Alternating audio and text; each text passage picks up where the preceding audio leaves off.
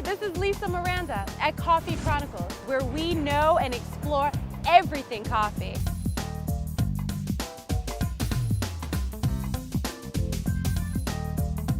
From the best cafes in the world to where they actually grow the coffee.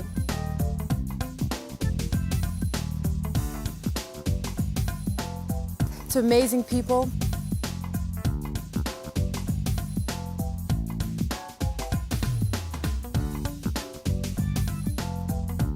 All over the globe.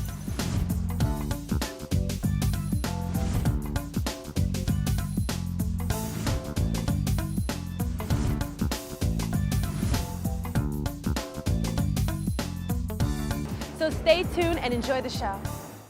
Today, we visit the very beautiful country of Costa Rica. Coffee took root in Costa Rica near the end of the 1700s. The Arabica coffee plant was first grown in Costa Rica's Central Valley, where ideal growing conditions, including fertile soil, high altitude, and a cool climate, contributed to its success. Cultivation continued, and the Costa Rican government soon realized the enormous economic potential of coffee. To encourage production, the government offered free land to coffee farmers in the 19th century. During this time, production skyrocketed. The coffee industry created a wealthy upper class of growers and traders. Many had ties with government officials and helped secure the role of coffee in the Costa Rican economy. Although the balance of power during this time was unequal, the revenue from coffee did contribute to the modernization of Costa Rica. It helped build a railroad to the country's Atlantic coast and construct the National Theater in San Jose. Nowadays, Costa Rican coffee is prized as some of the world's best and is shipped everywhere from Austin to Amsterdam. Costa Rica is the 13th largest producer of coffee in the world, churning out around 1.5 million bags every year.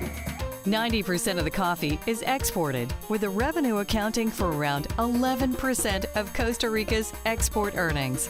Small farmers play a large role in this production. Nearly 90% of all producers cultivate less than 12 acres. Here's more from our host, Lisa Miranda. Rated the #1 place in San Jose to have coffee, Cafeoteca is not your average coffee house. It's a place to taste, smell, and learn your coffee. 23 types of Costa Rican specialty estate coffees are offered. Very knowledgeable baristas will be more than eager to aid you in your selection. Hey there, we are in the really beautiful Cafeoteca in the neighborhood of Escalante, Costa Rica, in San Jose. And I'm sitting here with the beautiful Camille. Thank you for having us. Hi, nice to meet you. Welcome. Nice to meet you too. Thank you. Tell me about your cafe. Okay, we have a coffee shop. It's called Cafeoteca, and we have 2 different projects besides the coffee in the same place. We have a restaurant. It's called Calu, and a designer store. All the designers are from Costa Rica, so it's a really cool place to come. Very nice. And how did you go about choosing the different kind of coffees that you guys have here? Okay, Costa Rica has 8 different regions, 8 different coffee regions, and we started looking for farms to buy directly from them, and we're the only place in Costa Rica that sells coffee from all Costa Rica, all different regions. Oh, wow. And we have about 23 varieties of coffee. So anybody who buys your coffee is really tasting a specific region of Costa Rica. Exactly. So the client can find in the bag all the information about the process, the variety of the coffee, where it's grown, what region, and behind it you can find all the profile, the cupping profile, and the information of the lot. Very cool. Now, if someone wanted to have some of this coffee and they didn't live in Costa Rica, where could they find it? They can buy it online. We have a specialty coffee e-commerce page, and they can go there. It's cafeoteca.com. So they can go there and buy the books and buy the coffee or the bags and all the products we have. Kimmy, so you mentioned a book. Yeah. Yes, I'm a chef. I've been writing cookbooks for a while, and the last one, it's a coffee cookbook. It's a really nice book, and you can find all the information about the coffee processes and the coffee preparation and the different regions in Costa Rica. It's a book in Spanish and in English, and at the end you have some recipes. They're all based in coffee. So we have desserts and we have drinks, and we have meat or pork and different main courses, and all of them are the main or the most original ingredient is coffee. So Cami, Yes. let's try some coffee. Sure. Okay, this is a coffee from Tarrazú. That's one of the main regions or the more known regions in Costa Rica. And Tarrazú is known for its acidic taste, so I hope you enjoy it. Thank you.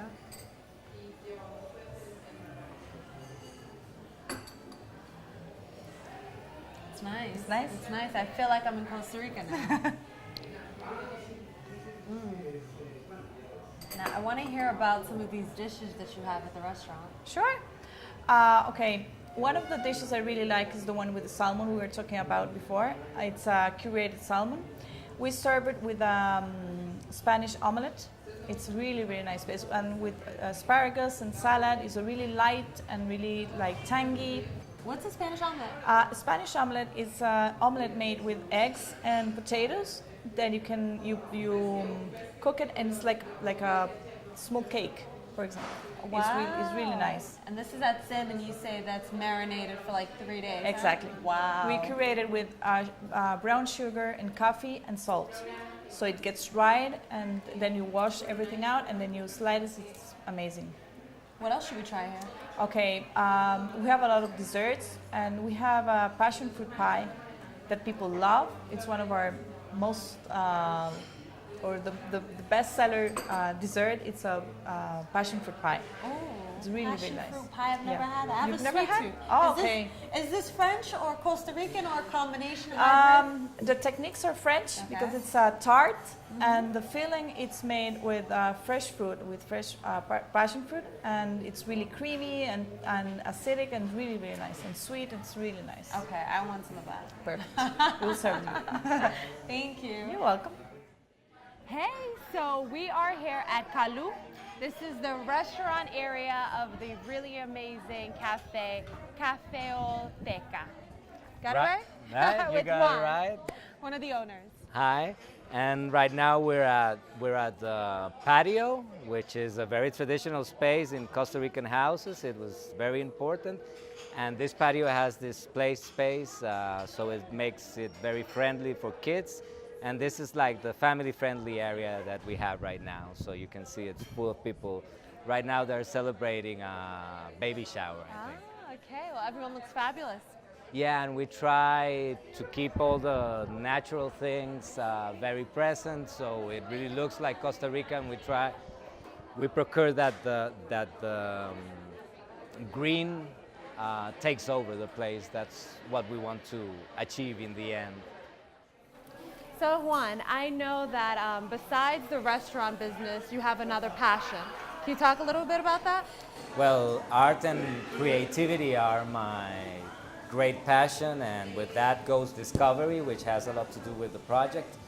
And I started studying architecture, then I dropped out of architecture school and I went into curating and supporting artists and promoting them.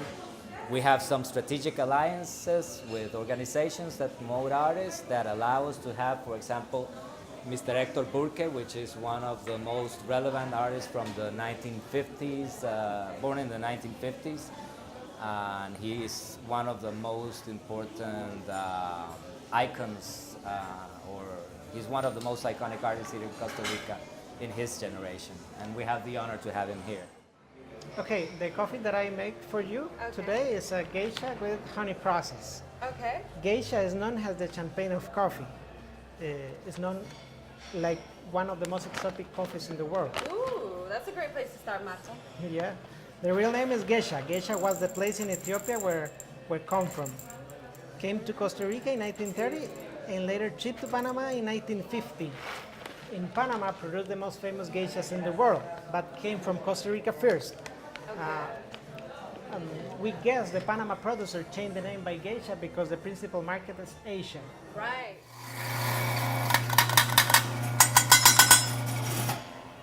You want to feel the aroma? Yes. This is nice. Yeah, is the thing. This coffee have a honey process. Oh, okay. What is honey process? In all coffees in the world are wash process. Wash is when we take the whole fruit, remove the red part, and wash the sweet part of the coffee. We do this because we can dry the bean in 1 week. Okay. In the honey process, we remove the pulp, the red part, but keep the sweet part of the coffee. Because we keep the sweet part of the coffee, in the drying process, the bean absorbs the sugar of the mucilage. The mucilage is the sweet part of the coffee. Okay. We have more sweetness characteristic on this coffee, flavors like honey, sugar, molasses, or flavors like that. I keep wanting to smell the honey and I don't smell it, but I can feel it. Yeah, it's just for you see how we dry the bean. Okay. But this sweetness characteristic combination with the flavors from the botanic variety make amazing coffee. Okay. Is the thing. We make your coffee in a Chemex. Okay. The Chemex was invented for German chemistry in 1941. The history is he wanted to make a coffee in your lab and have no nothing for make your coffee and use the lab things. Okay.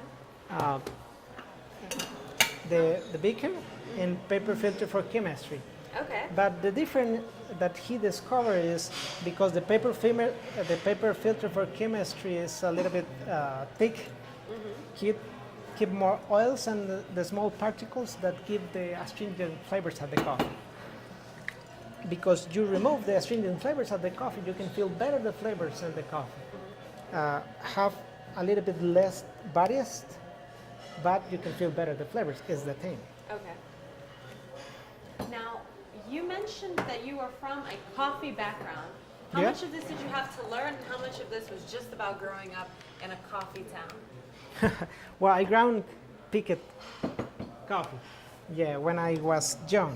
Oh, okay. But I worked in coffee around, I started working with coffee around 10 years ago. Okay. Yeah, always I love it and love the coffee. And the science behind it, I see. Yeah, is the idea. Is the idea. This coffee is from Broome Caribbean. You know, in a specialty coffee is very important the traceability. Okay. Is the difference with gourmet coffee. Gourmet is really good quality, but you don't know what is the traceability, where it come from, because usually it's a blend between a lot of producer, a lot of altitudes, a lot of botanic variety. The difference with specialty coffee is because we know everything from the coffee. We know what is the botanic variety, what is the drying process, like explained you before, what is the altitude, what is the farm, the micromill, everything. Right. You know, for drink specialty wine, a real specialty wine, you have to pay between $3,000 and $10,000 A small fortune. just for cups.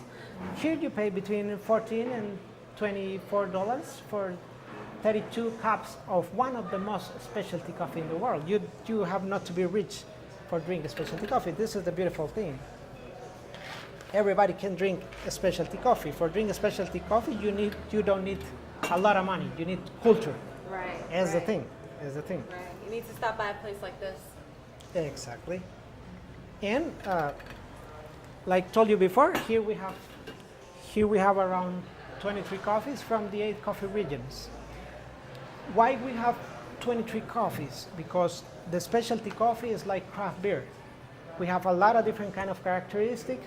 For example, each botanic variety gives you different characteristics. Each drying process gives you different characteristics too. The flavor change with the altitude, with the farm, micromill, everything can change in the specialty coffee. And not necessarily because this is one of the most specialty or exotic coffee is the best for you. For this reason, the principal market for geisha is Asia. They love this smooth characteristic, but usually the American people or Europe prefer more intense kind of coffee. Right. But if I come here, I can try any of those. Yeah, you can choose the method, can choose the botanic variety, the coffee, you know. Why did you choose this one for me? Well, because the history is very nice. You know, in the third wave cafeterias, we want to give a little bit, not only a little bit about our coffee, but we want to give a little bit about our passion. Is the thing, and is what I make different between specialty and gourmet coffees. here is a 50-50 between the product, you know, the quality of the product and the experience. Right. If you make a mistake, my cup of coffee won't taste the same. Exactly. So this is super important. Is the difference between coffee and wine. When you have a wine in a bottle, the quality never change. But here can change with everything. How coarse I make the grounded, the method, how is the percent of water I use. The time is very important. For example, if I make the coffee in less than 3 minutes, it's too smooth, cannot feel the flavors. But if I make it more than 5 minutes, I over-extract the flavors. Okay, so ideally it's about 4 minutes. Yeah, exactly. And usually the measure is between is around 60 grams per liter, between 3 and 4 minutes. Okay. This is very important. Obviously, each barista can make your own recipe, but at the end, the flavor is the most important, is the thing. Smells really good. Yeah, is the thing. And the thing with the Chemex is here you can feel better to the aromas. I can smell it all, yeah. Yeah, but not necessarily. Chemex is the best method. If, for example, if you use the French press, here, because here you have more biased, but it's a little bit dirty in your mouth. Okay. But it's more intense. The plan is depend of you what is the best method. Right. And how much you want your home to smell like coffee? Well, right now I have a French press because I broke the rest of my my brew method. Yeah, But and this doesn't look like it breaks as easy as the other stuff. yeah, well, I have a metallic French press. Perfect. For this reason I don't broke. But yeah, you have to try. So Marco, let's have some coffee. Okay, let's do that.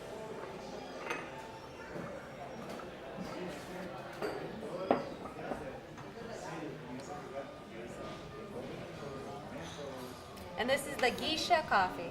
Geisha? Geisha coffee. Geisha. Honey process. With honey.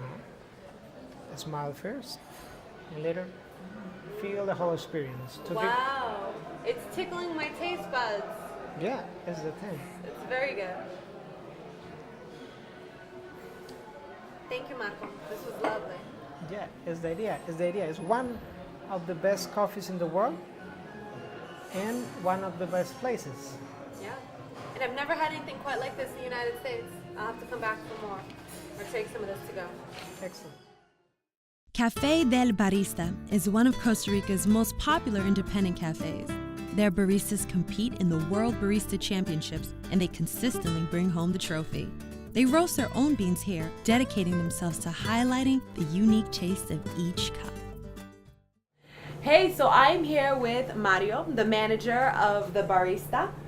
So tell me a little bit about where we're at right now. So this is the heart of the cafe. This is where we take all our green beans and roast them. We get the beans from the farm and bring them here, and the owner, he roasts them himself, so prepare them downstairs for the coffee. Cool. And what is this process like? So he takes the beans, the green beans, puts them in the roaster, he preheats the roaster. At a certain temperature, the bean will change colors from yellow to brown, and based on his technique and preference, it will affect the flavor profile of the bean, which will affect the flavor profile of the coffee. And how often do you guys do this? Weekly, daily actually. We get the beans every month, every few weeks from the farm. Nice. So can we see a demonstration? Sure, yeah. All right, let's do it. This is the place where the actions has come from. Dun dun dun.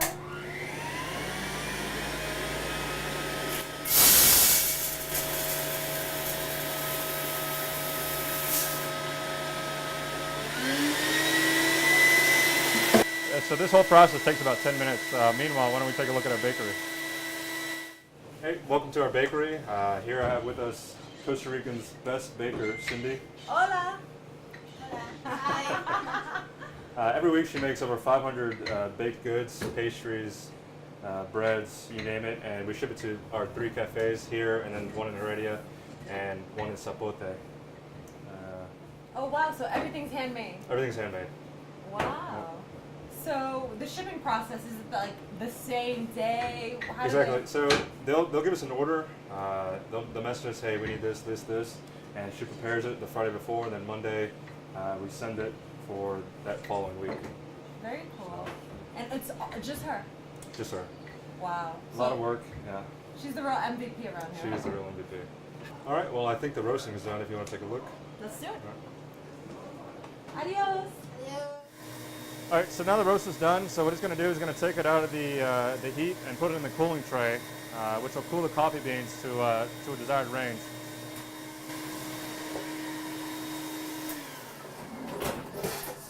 Ideally, the cooling time would be under 4 minutes. Anything more than 4 minutes, it'll give it a baked profile and it'll affect the taste of the coffee. So under 4 minutes with this cooling tray.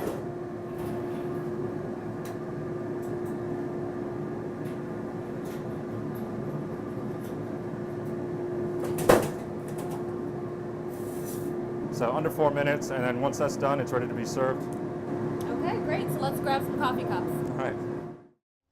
Thank you for watching. I hope you enjoyed the show. As always, your host, Lisa Miranda, and I'll see you at the next city. It uses a lot of red light, especially as... And she's also a terrific host. Excuse me. I hope you enjoyed this episode of Coffee Chronicles here in Medellin, Colombia. With me, Lisa Miranda. Till next time. Sorry. Thank you for watching. To the best people, to some of all of coffee farms. Welcome to, I need a second. Oh, you guys all looked away. I thought, oh, you wanted me to stop. I thought it was the sound. Welcome to Cafe. Adios. Thank you for watching me today. Everything coffee from, welcome to Coffee House Cafe.